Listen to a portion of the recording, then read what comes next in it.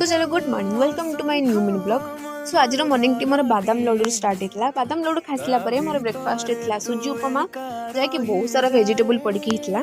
पेट पूरा खाई सारिकी मु कोचिंग पढ़ी कोचिंग गलापर मत गोटे प्रमोशन पेपर मो सामना को आसता जोटा कि वी मार्ट था से ग्रोसरी एवं 60 to 30% ऑफ चलती buy two get one free. जदि मोर किए वीडियो कटक रू देखुं तो जल्दी जल्दी वेट न करके जाकि ग्रोसरी आप आराम से अफोर्डेबल प्राइस वी मार्ट नहीं पारे। देन तापर मुझे गोटे कप केक खाई रूम को जाकि लंच कर देती। बहुत दिन हम मो सांगर मोर भावितु दी हब जावाई तो फाइनाली आम दी हब आसचु। देन तार इंटरव्यू बहुत बढ़िया अच्छी से बर्थडे एनिवर्सरी एंड कपल मानक तो बहुत बढ़िया अच्छी तो मस्त है से जगहटा सब सेलिब्रेशन करने। तापरे आमे भी बहुत सारा फोटो उठे देथिलु।